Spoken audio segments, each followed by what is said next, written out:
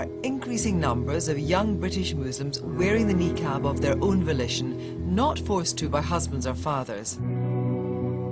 Most of them acknowledge there are two opinions in Islam on whether or not the niqab is obligatory. On the streets, some of them face hostility and abuse. Their stance is attacked by feminists and the BNP alike. And yet, they continue to follow this very particular interpretation of their faith, one which is controversial even in some Muslim countries. Sarah, Rumesa and Ruman are in their 20s.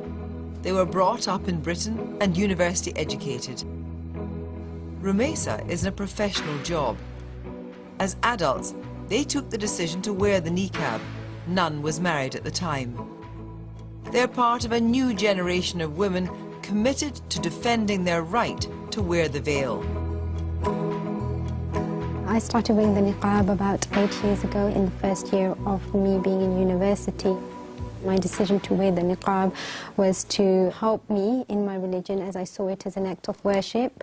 It helps me and protects me, I feel. It empowers me because when I talk, I believe that I have a voice, I have an opinion, I'm my own person, therefore people are judging me for who I am rather than what I look like.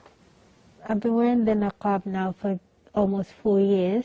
I wanted to be seen as a Muslim and practice my religion more.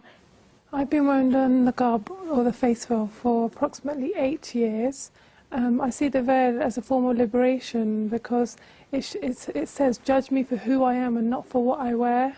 Nobody in my family wears the niqab, and alhamdulillah, by the grace of God, they've all been understanding. Yes, they had questions, you know, why are you wearing it, especially friends who are non-Muslims, they had questions, but when you explained to them, none of them had an issue because there never has been a barrier between me and my friends, whether they be Muslims or non-Muslims.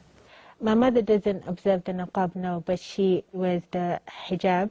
When I started wearing the niqab, I had to, like Sister Rumesa said, I had to explain it to my family.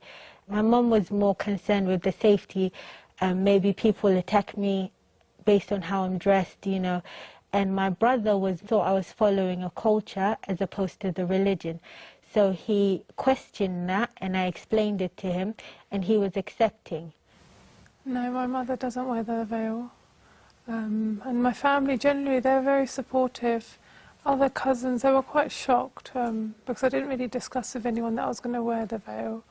So I sort of just turned up at home and had the veil on.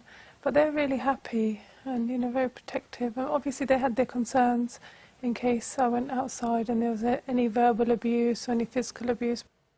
So why is there this difference between the generations? Why are young British Muslims adopting the niqab when it played no part in their upbringing, when their parents' observance of Islam made no mention of it?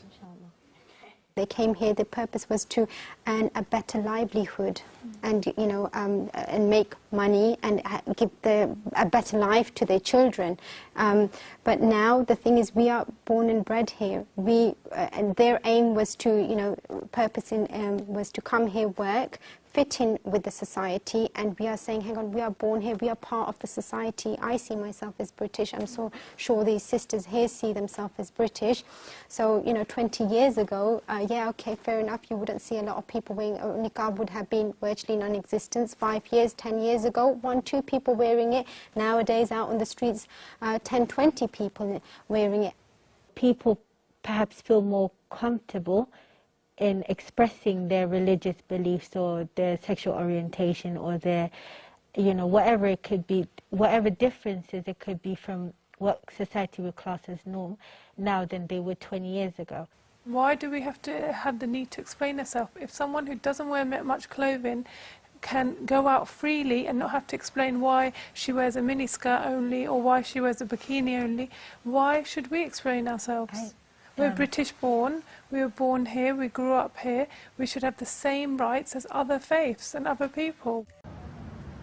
You know, this is her opinion, this is why she chooses to do it. The Muslim women generally, they're very... These women insist they've never been influenced by scholars preaching segregation from Western culture. But why do they want to look so different, even from Muslim women who wear the headscarf? People see it as, oh, they're trying to draw attention, trying to be different. The intention isn't to reject Western culture. We are Western. In our homes we wear jeans, we go out shopping, we go to, we go to drink coffee with our friends, we go out with even non-Muslim friends that I know, we go out with our children. And I'm British, and I was born British, and I'm proud to be British, but I'm a British Muslim. Just because someone's got a different religion, it doesn't make them less British. Can you understand why some people might say that they feel that you're shutting them out? I can understand that, and the answer I would give to them is, are we shutting ourselves out, or are they shutting themselves out from us? I believe I integrate fully into British society. I go to work, and the people I work with, majority of them are non-Muslims, and they've absolutely been fine with me. I've been fine with them. They've not had a problem in terms of me communicating. They've never seen the niqab as a barrier, and they see me for who I am, and they see beyond the niqab. We're mixing with people if people actually give us the chance. Sarah also has a young daughter. So what would she advise her to do? This is a question my mum always asks me as well. I wasn't forced to wear the veil, and I would never do that to my own daughter. She's someone who's going to have her own mind, her own ambitions and her own goals, and she'll have the choice to choose whether she wears it or not.